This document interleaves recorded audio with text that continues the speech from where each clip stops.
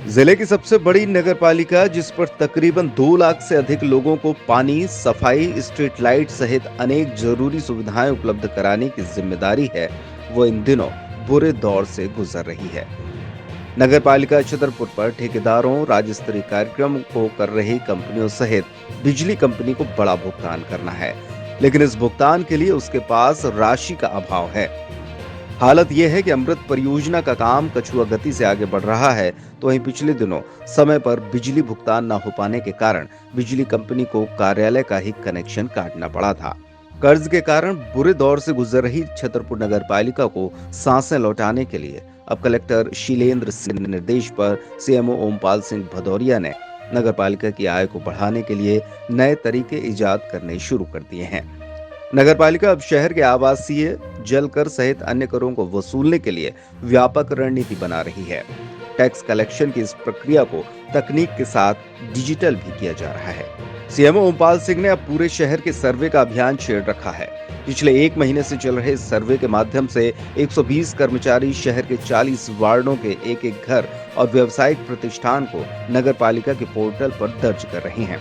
इन संपत्तियों के दर्ज होने के बाद सभी को टैक्स के नोटिस भेजे जाएंगे। अब तक छतरपुर में 39,000 करदाता थे, लेकिन नए सर्वे के माध्यम से करदाताओं की संख्या 50,000 के ऊपर पहुंच सकती है। नगरीय निकाय चुनावों के ठीक पहले छतरपुर जिले की प्रमुख नगरपालिका बुरी स्थितियों से जूझ रही है। अमृत परियोजना को गर्मियों के पहले सुचारू रूप से शुरू करने के लिए नगरपालिका को बिजली विभाग से 33 केवी का नया कनेक्शन लेना है, जबकि बिजली कंपनी पहले पुराना भुगतान मांग रही है। आवास योजना के अंतर्गत गरीबों को निर्मित मकान दिए जाने की योजना रुपए न होने के कारण धराशायी पड़ी है। शहर में नालियों का निर्माण, सड़कों का निर्माण लगभग बंद पड़ा है। नगरपालिका के पास जब तक आमदनी नहीं होगी, तब तक कई काम ऐसे ही प्रभावित होते रहेंगे।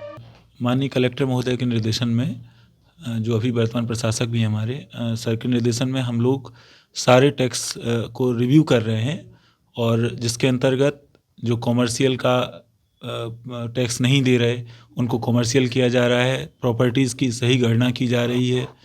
जो घरेलू में दर्ज हैं और एक्चुअल में कॉमर्शियल हैं उनको कॉमर्शियल किया जा रहा है।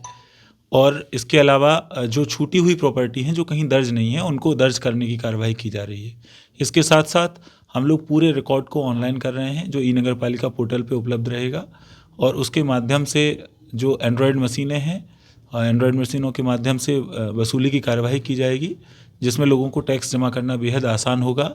हम लोग डिजिटल पेमेंट की तरफ बढ़ रहे हैं, जिसमें देश जिस अवधारणा की ओर जा रहा है उसी ओर हम लोग भी काम कर रहे हैं। इसमें लोगों से डिजिटली पेमेंट के लिए उन्हें प्रेरित किया जाएगा, और सारे जो कलेक्शन के काम हैं वो डिजिटली किए जाएंगे। लगभग 120 कर्मचारी सर्वे के काम में संलग्न थे, और लगभग 20 कर्मचारी इस रिकॉर्ड को ऑनलाइन करने में संलग्न थे। इसके अलावा अभी हम लोग 80% से ज़्यादा सर्वे कर चुके हैं, और फीडिंग का काम स्टार्ट है, और इसमें हम लोग लगभग 10,000 से ज़्यादा नई प्रॉपर्टी खोज चुके हैं, जिन्हें दर्ज करने की कार्यवाही की जा रही है।